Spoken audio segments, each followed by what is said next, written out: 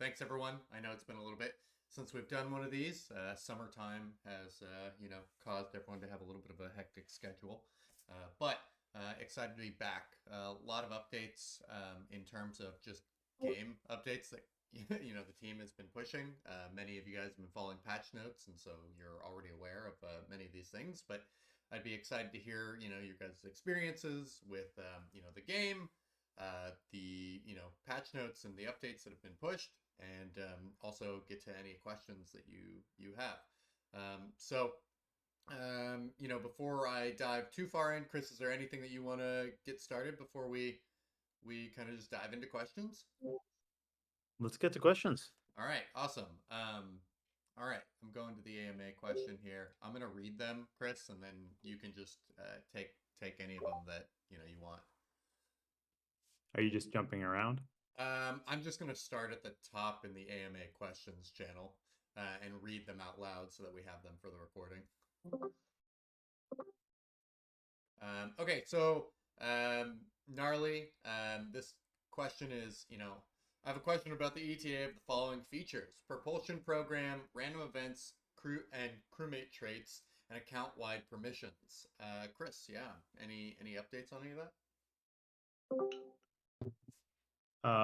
One at a time. I'm gonna forget what was at the end. Yeah, Um, account-wide permissions was last. Propulsion program was first.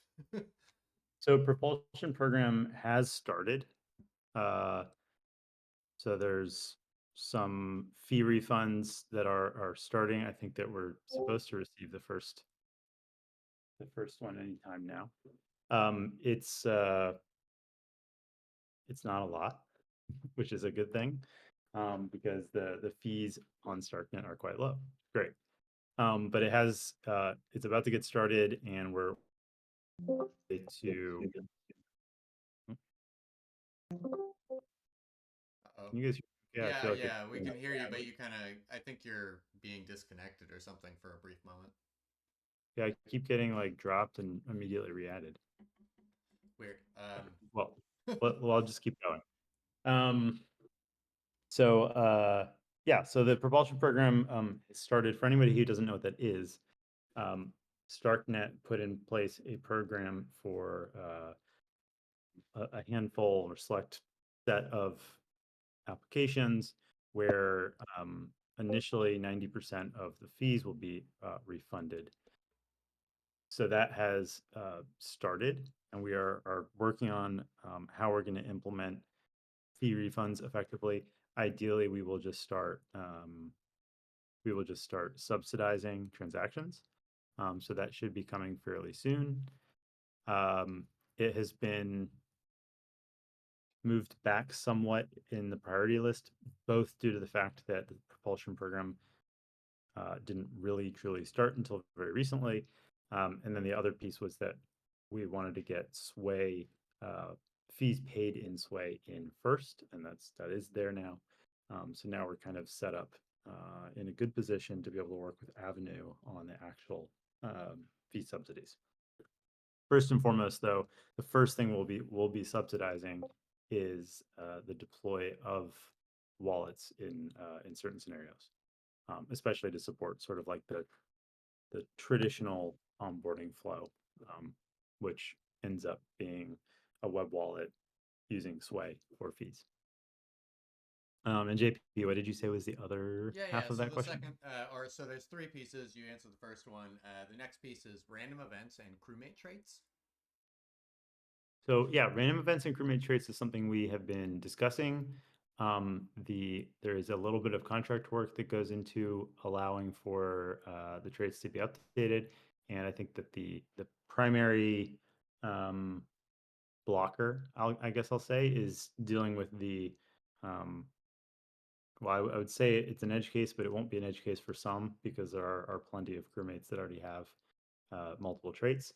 But there will be a limit on how many impactful traits that a crewmate can have. And so we need the ability to deal with the situation that arises when you have a random event that proposes a new trait, but you already have a full set. And so that's the primary focus on getting those random events into place. I don't have an ETA for that yet. For the next piece, I can be more concise, I think. So the account-based permissions, I think this potentially means a lot of different things. For now, I can share what is in place. The contracts now support account-based permissioning um, in a um, in a specific way. So the contracts are capable of checking for uh, any other crew on your account having permission to control something. So as long as your crew is attempting to control something that is controlled by some other crew on your account, you can use it. That doesn't extend to any other crew on your account having a permission for it, period. So if they're whitelisted or it's a pre-lease, it will not work yet. But the other scenario does. That said, it is not updated in the UI yet, and that is a work in progress. Um, To go a little the bit further on that, Chris, because I know this question's going to get asked because it's been asked in the Discord a few times this week, is does it extend to things like core samples? Yeah, so core sampling, or sorry, core samples in particular, they never had a permission attached to them. They do now, so it's called use core sample. Very exciting permission name. But because there is now a permission associated with it, and we can check the permissions in the same way. Yes, it will extend also to core samples. So hopefully that will resolve the issue where you're needing to kind of self deal and sell core samples to crews on the same account to actually use them. Awesome. Well, appreciate the answers there. Gnarly, if you have any follow up, let us know. The next question here from Skippy is essentially, timeline around the mini hab. I don't have a timeline around the mini hab. We have uh, not been super focused on it. We've been trying to prioritize some other things. I mean, taking a little bit of a step back, um, the number one priority has been player growth. And I've mentioned this before, but maybe it's worth going into for a little bit right now. Uh, we've done quite a lot of work on the funnel, on understanding how players find influence, how we can drive more potential players to the website, ultimately clicking through to the game, playing through the playable tutorial, um, and making a purchasing decision, saying I want to buy a starter pack, I want to buy which of the starter packs, or I just want to buy a crewmate, etc. Um, and then getting them to that point. We've actually we're actually in a fairly good place on getting people to that point. We have good conversion rates. In a lot of cases, we've been able to increase our conversion on various steps along this funnel by like 3 or 4x, which is great. The problem is at the end of that funnel, even after people have said, I'm excited, this is a cool game, I want to play, I clicked buy, I even picked what I want to buy, and I already clicked to purchase it. Um, a lot of people, a very large percentage, are bouncing when dealing with ramp, and that's a problem. So if at times you notice that there is a little bit less forward progress or pressure on some of these larger new features that we want to put in place, it's because we've been really laser focused on how do we solve that. So actually, in the last 2 days ago, we signed a new partnership with a company called Fun.xyz, and they have a different approach to on ramping, which I think is going to be very, very effective for us. In particular, they partner, I think, with better on ramping solutions. Um, Ramp has caused us a lot of headaches. We've tried to do our best to work around them, but it's an issue.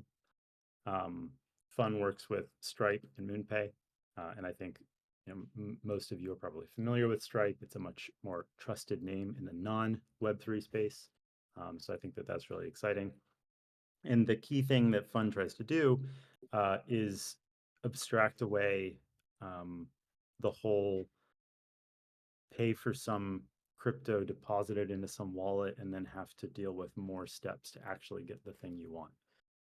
We've tried to do a lot of that, and I think we've been somewhat successful in doing that in the store.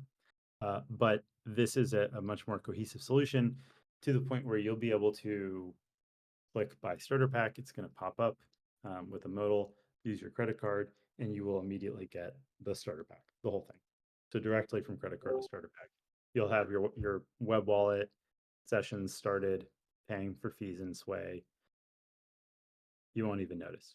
So I think that's really key because in my mind, the number one most important thing we can do that answers a lot of the questions in this questions thread um, is to grow the player base.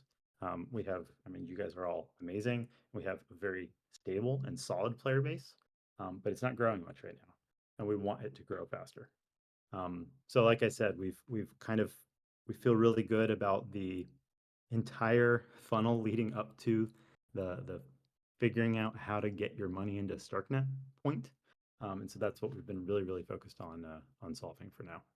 Yeah, and to just add a little bit more detail, because I think most people don't recognize this, but like we're moving just so much further down the funnel of kind of like end users, and this is for blockchain wide, is that like the fact that payments is now maybe I think the largest challenge that we're facing is wild. I mean, with the Bolt upgrade from Starknet, you guys are already seeing how much quicker and like just the experience of playing Influence is just so much better. But like this is the entirety of blockchain is experiencing all of these things, and now we're at the point where we can get end users. But payments are a big thing. For example, MoonPay, a lot of people don't like MoonPay. So like the fact that we can use Stripe hopefully here in the very near future is really really exciting. Fees have to be low because we're not all buying thousands of dollars of things right off the bat. And if you want to spend $29 or less, you don't want to see a fee that's $5 for something that you're paying, maybe $20 for. So it's really really exciting to be at this kind of like pivotal moment where we're gonna be able to onboard users who aren't necessarily immediately going to be spending large sums of money, and that just hasn't been really a thing in blockchain in general up until now. But yeah, next question. There really isn't much information here, so I'm going to skip this one, Atada. But feel free to add some more info if you want yours answered. But for Cold Snap, any insight slash updates into proposed timelines for discovery slash conflict? I'm pretty sure I can answer that one. Is no, but if you haven't been to the last, few AMAs that we've had, Discovery is less of a single release and more of a iterative, update to the game. And yes, there will be a big release eventually that kind of encompasses all of it, but you'll see more and more of that just over time, week by week, month by month. And as for conflict, I think that's just too gray to really give a proper answer to at this point. Chris, feel free to add any details if you'd like. No, I think that's on point. Um, the your initial point with it being sort of an ongoing and iterative process, I think is key.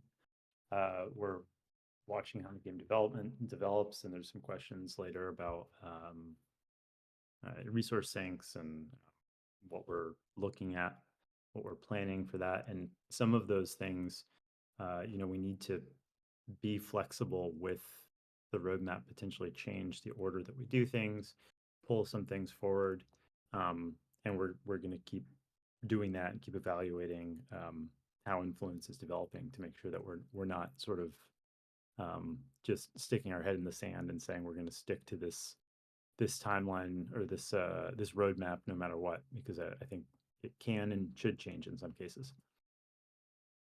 So next question, and I know Proto's out right now, so not sure if we can answer it perfectly. You probably have some insight though, Chris, is the timeline around some of the new recipes, specifically, sulfur and triple superphosphate. I don't know if I can answer the sulfur and triple superphosphate question specifically, but I do have a new set of recipes that will be coming soon. Um, so I'll release some more information about that in the very near future, as in like the next couple days. Awesome. All right. Okay. So from Skippy, how can the team help players that cannot use session keys because they constantly need to see gas prices? I guess this is asking for a friend. I'm not sure, Skippy, if you use. I don't think you use session. So asking for a friend. Yes. Uh, I mean, why not use sessions, I guess, is my question, first of all. Um, I think anyone who's entering this game net new, hopefully they're just using web wallet login, and at that point everything should be turned on and ready to go, and they shouldn't have issues. But if they're not going to use session keys, I hope there's a reason, and I think they're just going to have to deal with seeing gas prices in their wallet because they've chosen not to abstract the wallet away. That makes sense. It's just the lot of us who have been in around crypto over the years uh, like to see that, and that makes sense. It was a bit of a fun question because that's one of the reasons I turned session keys off. I love it. I think it's brilliant, but I want to know what gas is being paid. It's just a personal thing, and I'm sure there's other people out there like it. Yeah, absolutely. I mean, I also think that like Chris is saying, with the propulsion program coming into place and a lot of the fees coming back to us users, things like that. I don't think that number really is going to matter as much. But for the people who like seeing it, yeah, I know some of you guys are keeping spreadsheets of like every action you do, and I think at that point there's probably a good reason to not abstract that away within the UI. Plus, that's not on us. That's going to be on whatever wallet provider you guys use. Um, with that in mind, I should say I don't know the timeline on it, but it sounds like Bravos is also working on sessions. So anyone here who is using Bravos, hopefully in the nearest future, will see sessions there. So different question, but exciting to have some updates on that. Okay, Hey so guys, oh hey, I just wanted to follow up on that quick and ask for those of you who are not using sessions and are seeing the gas, what was the nature of the question regarding like what we could do specifically for the non-session users? Was there something behind that as I understood it? Um, if I come back there, Chris, yeah,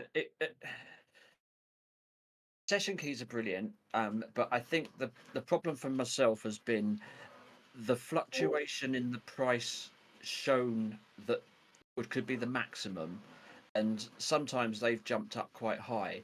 Uh, maybe, yeah, Karen. I I don't think I don't know if it's possible to flash that up when it's done, but realistically, for myself at the moment, until it all stabilizes, have you still got the contract set to the maximum that you would pay? that's just how it works. Like if you use Yeah, crypto in general, that's just it shows you that number because as long as you're okay yeah, with the max, then anything less than yeah. that you're okay with as well. So yeah, they're real. Sergey, I think to answer your kind of question here is like this isn't on our end. This is on the wallets provider's end. So it's Okay, yeah, there's that's not. that's what I was getting at. I was like, is there anything we can do? I mean, I also don't have sessions turned off. I look at the gas. I feel that's fine. I'd like to know all the information. It's an extra layer, but I did not know if there was something, that was being asked of us to improve the non-session experience. If Yeah, anything, it would just be a flash up of the the current gas price on the confirmation, or when you're clicking it. But it's not But something can we that's but I can we do think it's that? really Like, relevant. Sorry. can we flash the current gas price on the confirmation? Like, I thought that was a wallet level issue. I mean, I think anything is possible, and we could probably have some Oracle that showcases in the UI. But I can probably read Chris's mind on this and say that we definitely don't Not want to priority. do that, and it's definitely not a priority.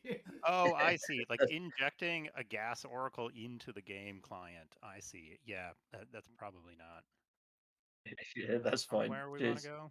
Yeah, I Well, think one thing we've thought about, it's interesting that you mentioned it in terms of not using session keys, but we've thought about the fact that as we get closer and closer to, I think, fully abstracting away the concern about anything that's not sway, um, the idea of paying fees in sway, it would sort of make sense if that became more of a almost like more of an in-lore, in-game concept. So our thought process there was like, I mean, maybe we do show that somehow and give an idea of like, oh hey, the network in Adalia is busy right now, and there's a little indicator that your whatever it is you're about to do is a little bit more expensive than usual. So maybe it's a case that something like that can double as beneficial for both. Yeah, that'd be cool. Yeah. Yeah, I think that was kind of a back and forth conversation we've had for quite some time. It's like, do you show it or do you not show it?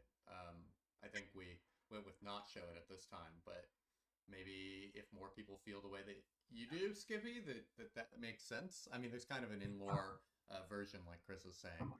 Okay, so next question though, we've got from Dallas and Whaley.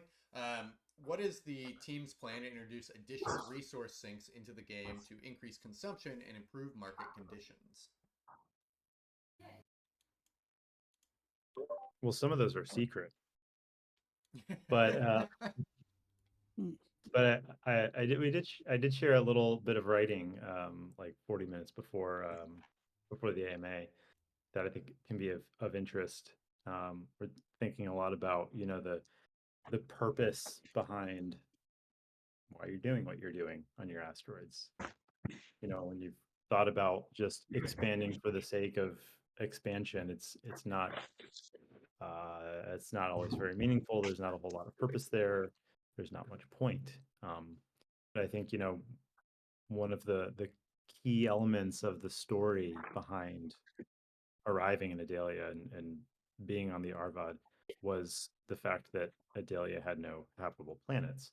But of course, humans being humans, coming from Earth, having those memories of Earth, I think the idea of terraforming planets is one that's like very attractive, very romantic, and also happens to be an extremely labor and material intensive project. And I think that ultimately aligning everybody towards finding a way to make use of and eventually settle on these planets is really like what's in the mind of these settlers in Adalia. You know, they said, well, all we can do for now is settle in the asteroid belt, but ultimately, is that where we want to stay? Is that where we want to end up? I don't think so. And so we're thinking a lot about how that purpose, how that idea can result in much more obvious goals and resource sinks. And this is one of those examples with thinking about the overall roadmap, seeing how things have played out, the way people are playing. I think in a lot of cases, and specifically in this case, it makes sense to pull some of that forward and start to talk about it now, and start to push towards some of those resource sinks. And you see mention at the end of this story, if you've read it,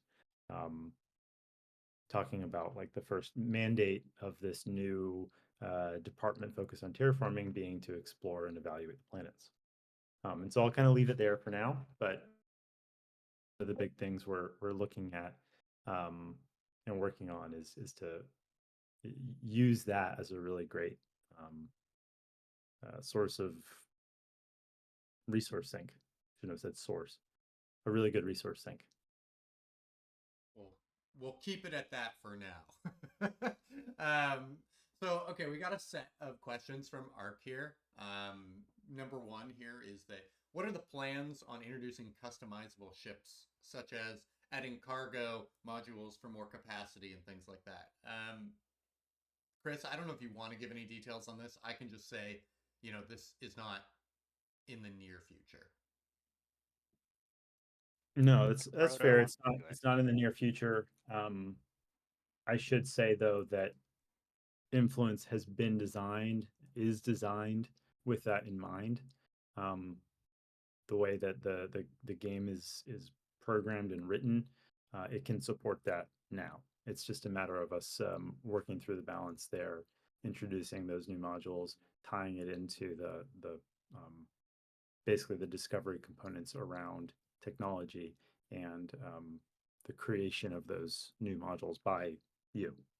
Yeah, and that flows into this next question really well. And I actually really love this topic, but I know we probably can't color it in too much right now. But will all the recipes be strictly predefined? And, around that is, any plans of introducing free mixes slash secret formulas for new materials and, experiments in technology for the future there, Chris? Yeah, I mean, we could talk about this for a while. But I think in short, yes, discovery is all about that. The technology and invention mechanics are all about uh, dynamically creating new recipes for new modules that are not predetermined. There's obviously some predetermination within bounds, but as you're working through the invention pathways, um, ultimately you're going to be inventing these new modules, which will then kind of spread across Adalia as you manufacture them and sell them, and other players reverse engineer them and then do the same. With The that, secrecy angle is going to be a fascinating one here. yeah, If actually, you have anything to add, whether or not there will be zero knowledge tech around that, or given any thought to how we plan on making the stuff covered a secret? Sorry, I keep getting dropped and re-added. I think you were asking about the zero knowledge component. Is Or that right? just in general, how we plan on keeping the stuff in discovery that hasn't been discovered yet a secret. Yeah.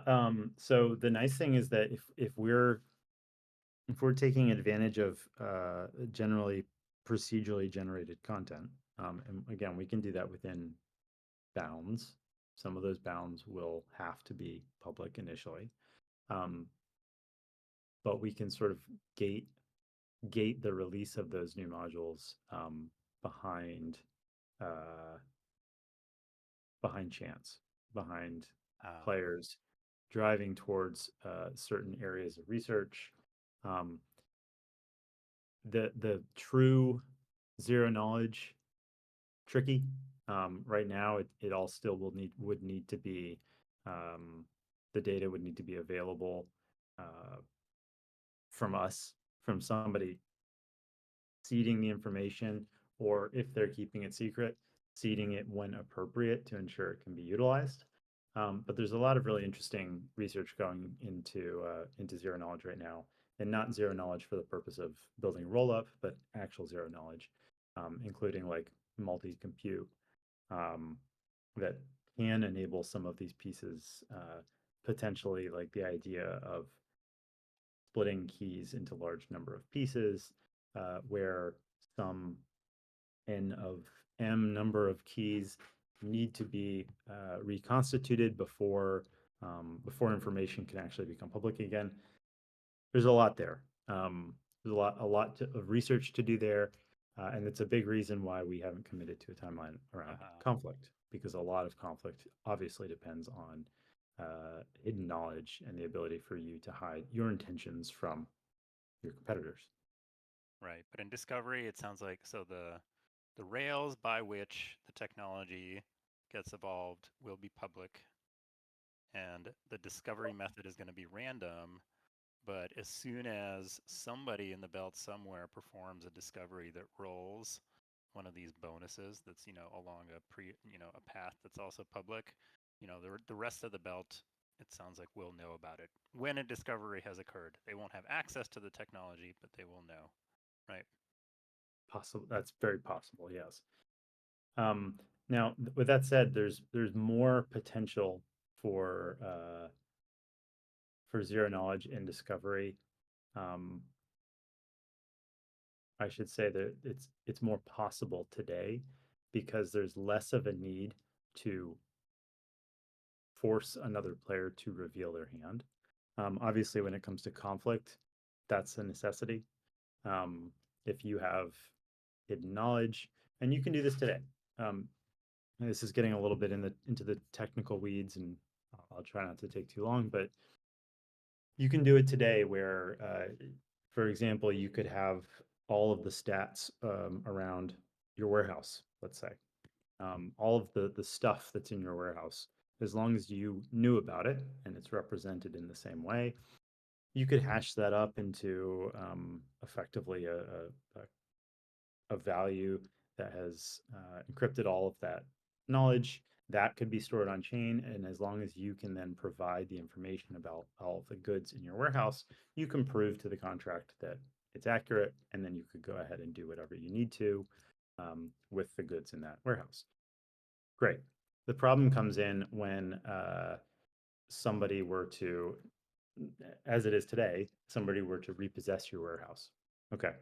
Nobody likes that, and maybe this would make people happy, but it would completely break the mechanic, because if somebody repossesses your warehouse now and all they know about it, all the contract knows about it is some random string of numbers, it's now unusable.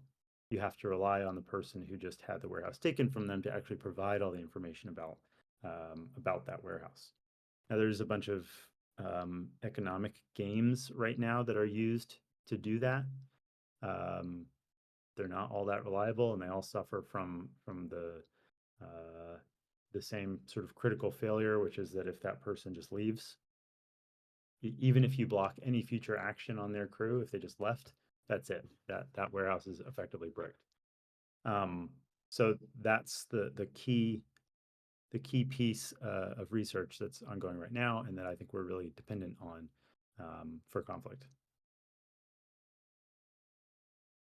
All right, so we'll leave it at that. Unless others want to jump in and have any questions, feel free to unmute yourself. I know this is a fun topic, conflict, discovery, recipes, technology. It's something that I think we're very clear on. Obviously, isn't happening now and not in the near future, but it's a fun conversation. So I don't want to cut it off if you guys have questions that you'd like to continue on this. So I'll give it a second here. If not, no big deal. We'll move on to the next question. Okay, no one's unmuting. That's totally fine. Okay, so the next question here is: all production have a fixed startup time and then a linear production time based on quantity. Are there any plans on changing that so that you can have bigger batches equals more benefits, or it's faster? Typical schemes where the more you buy, the bigger the bonus is that we see, essentially. And then same thing with leases. If you wanted to have a variable rate that gives discounts towards a longer lease versus a shorter lease.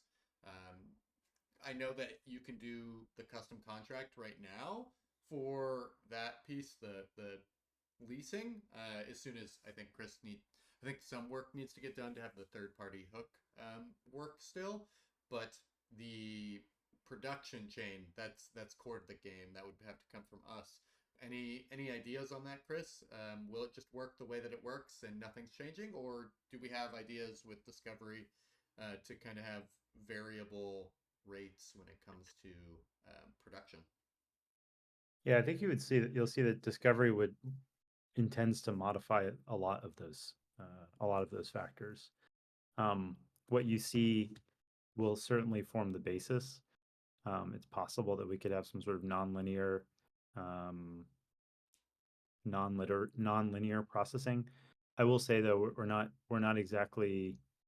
I don't think it's exactly the best idea to encourage really long processes, because I think it sort of just decreases engagement, and sort of decreases some of the, I don't know, some of the requirement to make more frequent decisions. I think that's helpful, but it's a possibility.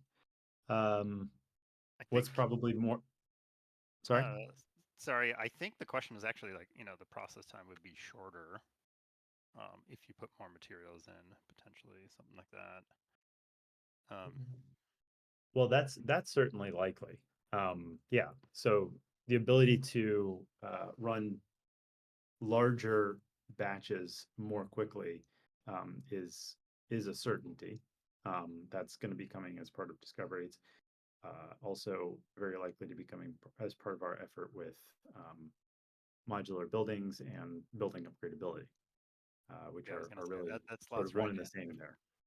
If Yeah, Proto was here, you'd have a field day, but I could yeah. see him easily wanting to, you have like an assembly line. You want to attach a second assembly line to your factory so you can process stuff twice as fast. Well, you can build that onto the factory in a modular world. Mhm. Okay, so next question here is, what is the vision for tier system? Factories that produce more, get more efficient, things like that. So referencing what we're just talking about, maybe we can talk a little bit about like what are some of the specialization of buildings and things like that, or maybe what some of the ideas around that are. Well, in particular, we're looking at um, what we're working on is modular buildings. So if you take the existing building set today, you have your extractors, you have your storage buildings, which now have two. We have the warehouse and the tank farm, and you've got your processing buildings. The idea is effectively that each of those functional components are just a single module that can be built up on a single base. And so you could potentially add multiple of the same module to enable a building to sort of scale horizontally, or upgrading modules is a strong potential or a certainty as well, where you'll be able to have a single module that's able to more efficiently do processing, for example. So I think that's effectively it. There's obviously going to be a lot of lot more interesting um, information about all their attributes and how they're going to actually impact the process times and the batch times. But effectively, that's where we're moving towards. Perfect. All right. So next question will be, will it ever be possible to remove used core samples from our lists? It will, yes. I know that can get cluttered. All right. And then is there any UI improvements coming for batch extending leases? Uh, as I understand it, there is a tool in place. I mean, correct me if I'm wrong, Two of them, I but believe. yeah. But I think it is possible that we could capture that into a multi-call as well. It's fairly trivial. Um, it just needs to kind of bubble up to the top of the priority list. Okay, and then last question from Ark here is, are we going to see in-game private chat or, a more robust chat system in general? I can Yeah, actually, I mean, yeah. You want to yeah, answer that? yeah. I've been talking with a company right now that does have a solution to not just public chat, but private chat that we're kind of talking with right now. It sounds like they're about 3 weeks from now having chat functional. So we'll be doing some testing with them, and I'm hopeful that this will work for us. And if it does, that means so the biggest challenge right now, and when you look at chat systems, it's like imagine you're playing a game that has a chat system, and if you want to chat, you have to log into the chat separately from the game. No one wants to do that, and that's just that's just not how it works typically. And so any solution right now that would be like kind of using Telegram or whatever put into the game still would require separate login. And I know that the fact that we have on-chain identities and a lot of people like to keep things private, having real identity associated with now your account, I think a lot of people are afraid of that and don't want it. I don't want it. And so I'm hoping that this solution specifically would just be it's plugged right into the game. You can use it like any other chat system. It's based off of your account, your StarkNet account, and you're good to go. What that looks like, we haven't quite seen what it'll take to integrate. and if it'll fully work. But they have a partnership with StarkNet, and part of that partnership is working with products like Influence to get it working. So typically, we'd probably have to pay to have all this stuff done, and we'd have to go back and forth with deals. Well, they're reaching out to us to say, hey, we want to make it work. Let's figure it out. So the next steps are, talking with them about really the technical integration part of it, which I know, Chris, I don't think you've had time to really even look at the docs they've probably sent at this point. So I don't have a firm timeline, but they said that it shouldn't be a huge integration lift. So I'm hopeful that it comes quite soon. Okay, so next question. It's a bit of a bigger question from Skippy here. How does each member of the team feel the progress of the game is going? Players, structure, bug fixes, things like that. And what is your main concern that you need to overcome? Well, I'll answer that first and just say that we're a small team, and I'm really impressed by our progress. Some, I think, looking in might say that, hey, it is slow, or I wish things would happen that I think are high priorities faster, whatever it might be. But we have limited dev capacity. We're an indie team. We've built an incredible game. It's very large, and right now, like Chris has said, we're focused heavily on solving the issues that are causing players who want to play this game to not play this game. And I think once that bottleneck clears, we have a lot more space to run with, and hopefully that clears some space too with the dev team to really just run with new features and upgrade existing ones. So I'm really happy with it. Obviously, in a perfect world, we'd have way more players, like whatever, we could hire a bigger team, but that being realistic, like I think for what we have, we're doing really, really well. So that's my take on it. I'll pass it over to Chris or Sergey here. Yeah, sure. I mean, I've talked a lot and probably talked about some of the things that I think are the biggest challenges already. But I'll just reiterate the one that I generally am the most frustrated by is the blockers that get thrown up around payments. We're building an on-chain game because I think that it's incredibly exciting, the idea of building a game that is so out in the open, that can be so fully decentralized and can be so fully community run and operated ultimately. And I think that's an awesome goal. And I still think that this technology is the correct choice to do that. That said, the payments issue is a pain in the ass, and it's been a huge focus of ours, and it sucks up more time than it should, and that's frustrating because I would love nothing else than to just be working on features for discovery at all times. But echoing what JP said, I think what we have built with the size of the team that we have, I think is pretty incredible. We have an amazing player base.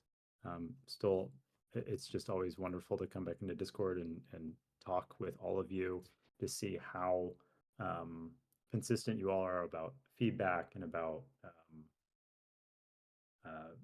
playing every day, sharing what your experience is, telling your friends. I mean, I think it's gone amazingly well, given some of these challenges that we have in our way, and we're not going to stop until these challenges are out of the way, and we're growing rapidly. Cool.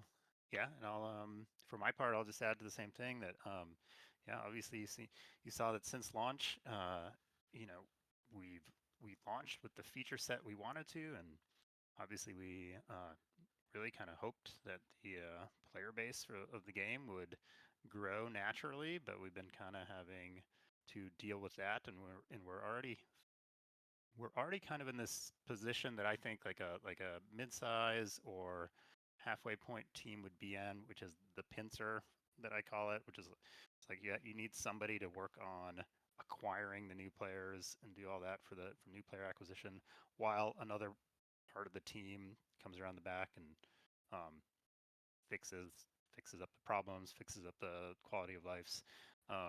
Sometimes it's even like on larger dev teams, it's like a three-way pincer. You have one team that's working ahead on the next expansion, another team that's kind of fixing up what's there as far as features, third team going after the players, and we've kind of put ourselves in a position where we're small and we've had to focus on that funnel bit, which is attracting new players. We had doing the tutorial, doing all the payment stuff, trying to make all the on ramps as slick as possible, and hopefully that'll pay dividends. But I'm also understanding that's not my most favorite part to work on personally either. I'd much rather be there, helping make the features great, helping respond to all the quality of life stuff.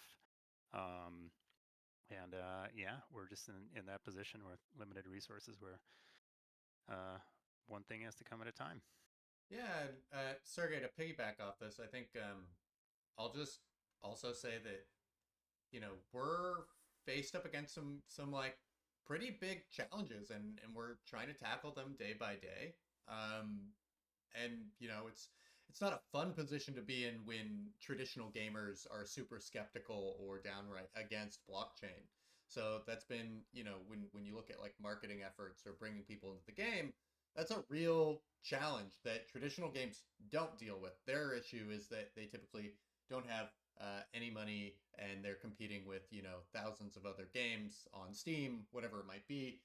Ours is like all of the above, in terms of like we're competing with all these other games that people might want to play, but also with the reputation of blockchain. So I think that we've said this before, and I'll just keep saying it, is like small games typically grow from the player base that is super excited about it and there, and you kind of get virality through that. So it's just about sharing the game, sharing it any way that you can. And so you guys know, I'm in hundreds of people's inboxes. I try to hunt down any creator possible. I speak with teams every week, and while the progress may seem slow, things sometimes catch on, and then you get a winner. Like we got the Heim Alliance this last week to join in and start playing the game. I think we've got 10 players from them, and now we're starting to get, with them, we've had multiple alliances come from other blockchain games, which I think is a catalyst for growth there. And so we just got to keep making more and more, catalysts for growth, and then lighting those fires. So if you guys are curious on that side, by all means, feel free to chop it up with me, ask me questions. But ultimately, thank you to those who are sharing. Especially big shout out to Star Wars Freak, and Skippy, who have for a very long time been kind of sharing and making content. And I'm really happy to start seeing more people, and I have started to see more people. Cold Snap for one, start sharing. This is what we need. You guys are having fun and you're sharing it, and if we can do more and more of that, we'll be in a good spot. Now that brings up the question that I've seen asked in the Discord this week too, is like, when is the ACC coming back? I'm talking with Chris right now, back and forth a little bit on what we could do around that.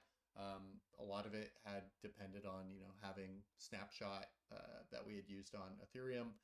Now it's on Starknet, so I think we have some options there, and I'm kind of trying to figure out what works best.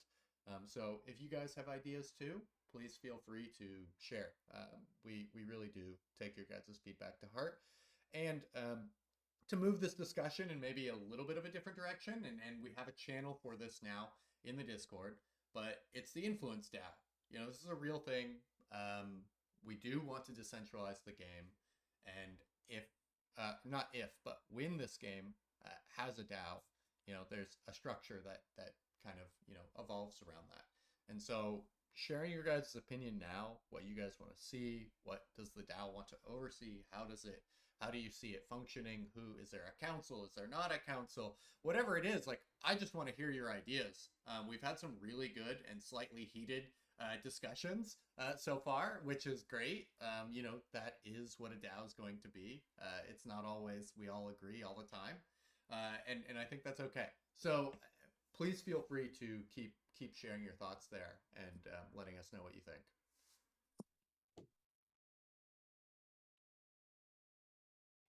Let's see here. Okay, we've got I think a few more questions. And Chris, I don't know if you want to share anything else around the DAO. I don't think you have much to say on that at this point, but Nothing in particular. I mean, I think like, yeah, I think bigger than ACC. You know, we want that to be the foundation that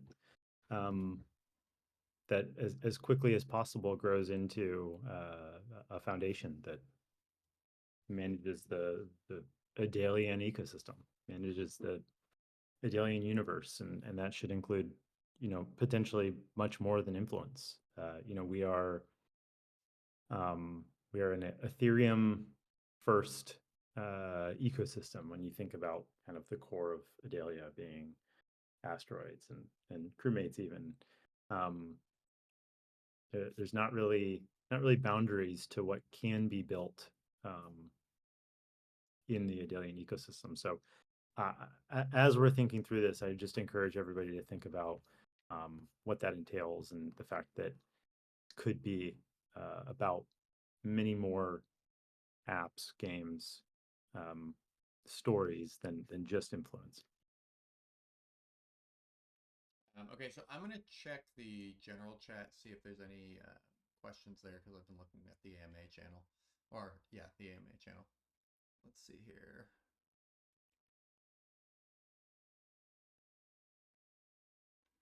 Okay. So, question from Navinoid would be, when can we expect some solution for asteroids that can't produce their own fuel? Hydrogen mostly, so transporting items out of them doesn't take forever. I'll first off and just say, like, I think a big solution to this is trade agreements. Um, I've been seeing them happen already. StoneGuard, I think, already had a trade agreement with Q on some materials. And so I think that, if you're on an asteroid that desperately needs fuel, you're going to have to work with others. As for game mechanics or updates or new items and products, I don't know, Chris, do you have any comments around that? I mean, I think the key aspect here is that asteroids with different compositions will have different different positions and different roles to play. If there are today asteroids that are non-ideal, consider that they may be the targets of a lot of the expansion throughout Discovery. Just because you can't produce fuel at an asteroid doesn't mean that it won't be valuable or that it won't be worth fueling up a ship to get there and return goods. I think you see the same thing in in the real world. Like there's plenty of resources that plenty of nations that have very little capacity to produce their own oil, for example, but they're still produce a lot of very valuable goods and deal with that, JP, like you said, via trade agreements. So I think make sure to think into the future and think about how we do intend to have all of these resources be valuable, and ultimately, if there are resources that sit on asteroids that can't produce their own fuel, can't produce their own propellant to get it off, well, they're likely to go up in value over time because they're just that much harder to get a hold of. Mm-hmm. I'll just add to that a quick pro tip that somebody once told me about that, which is if you want to do the vertically integrated thing, you can look for co-orbital rocks that can produce their own fuel that have a wide overlap with the non-fuel producing rock, so that you can basically make quick hops between them and make sure the non-fuel producing rock can be stocked up.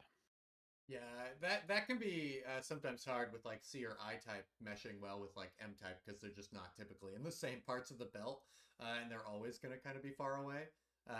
But some interesting strategy that I've also gone through with that is you have a main rock that is really good at kind of self-sustaining in a lot of ways, like a CIS or a CMS. And then maybe you have some specific goods that you really want in bulk. And you set up extractors on like a pure M, for example, and you use it as kind of like a hop in, hop out. Like you have your crew extracting things on that asteroid, and then you just have warehouses filled with it. You pick up the goods and you leave the asteroid. Like it's not yet going to be a place that I'm staying for long periods of time and building out with lots of infrastructure. It's very like niche in identifying specific materials. Okay, so we're pretty close on time here, but I see a few more questions, so I want to get to those. It's first of all, I'm sorry, I don't know how to say your name. I'm going to call you Lou, and you have two questions here. One is, what is the general sentiment around how fun this game is to play? I mean, I'm having a blast. I think that's a question that the community is going to have to tell you. What their experience is. But I think that the people that are playing every day will tell you that it's a challenging game. It's got a steeper learning curve than your traditional game. But for the people who enjoy that and can get over that initial hump, it is really really exciting and fun. But it is challenging. So you just kind of have to be aware of that. As for what is the average earning potential and incentive to reinvest, meaning let's say you can make sway in game through your efforts and put those back into making more infrastructure and expanding. I mean, I think the potential is quite high. I've seen some people posting things in different channels about how they kind of initially spent tons of their sway in this game, and were close to almost zero. And at that point, they had quite a bit of infrastructure and they had a plan.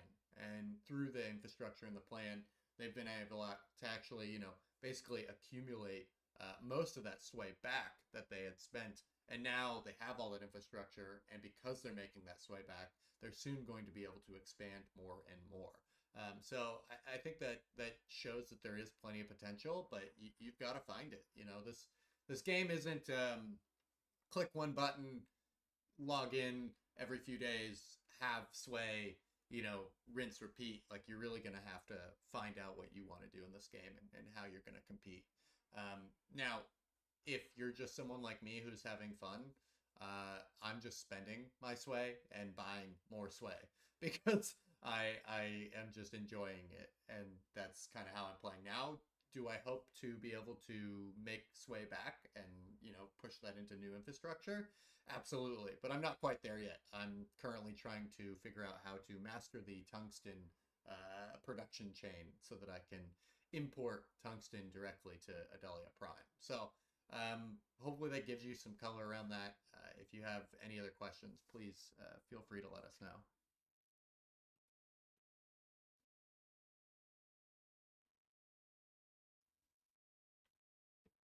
Okay, so I don't see any other particular questions or new questions here. So I think we'll close it out here. Thank you guys for the time. I did have this recorded, so I'll get that up here shortly. I need to do a little bit of editing because I started the recording a few minutes early, and it's just me testing the mic out. But thank you guys so much for coming, and we'll talk to you guys in a few weeks.